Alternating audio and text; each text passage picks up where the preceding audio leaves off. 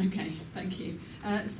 My name's Lydia, Arnold, and I'm presenting today with Ed Pitt. And we've been part of a group, there's been 4 of us working together through the pandemic period, so particularly through the last 15 months or so.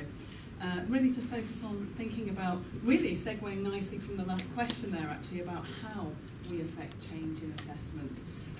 We really wanted to focus on the how as well as the what we're trying to change, particularly at scale.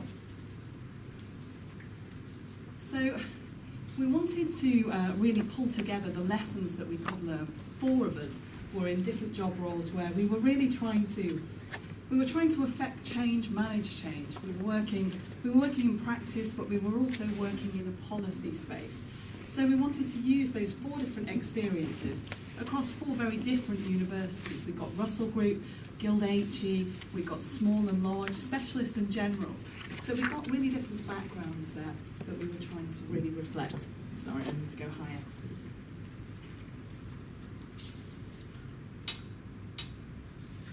Okay, so we wanted to use a lens to really look at what was changing. We wanted not just to describe, but to look at actually what was wrong in our assessment landscape that was making change potentially quite difficult. We didn't want to just describe. We wanted to sort of be critical and step back and think, what was going on here? What was wrong with our assessment landscape, and how do we make those changes? So we used a method. I don't know if any of you are familiar with this. It's collaborative autoethnography. Anybody familiar with that? It's quite different. It's quite quirky. It's highly reflective. So, sorry, I'm not doing well with the karaoke mic.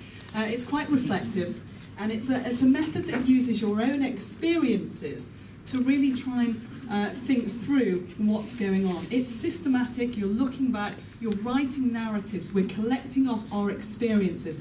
We're drawing those together and asking each other questions and responding to them. It's a to and fro process where we look at our own experiences of what's going on in the pandemic situation, and we scrutinise each other back and forth.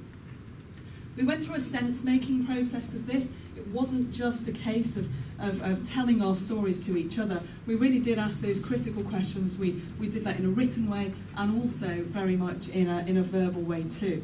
We created more data than we knew what to do with at times, and it turned into a cathartic process. So we had to identify different themes from that, and Ed's going to present those. Okay. Sorry. So you're asking me to summarise 2 years of work in 2 minutes? Okay. Great, so our first finding, these are emerging findings.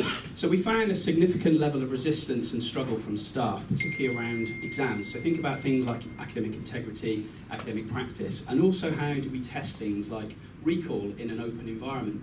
So when staff perceive change initiatives or processes as a push for accountability, or as a managerialist moment rather than a genuine effort to enhance teaching practice and students' learning, we noticed that these processes may be perceived as threatening rather than enabling. So, for example, moving to e-assessments, which was sometimes perceived as an efficiency and an unnecessary step.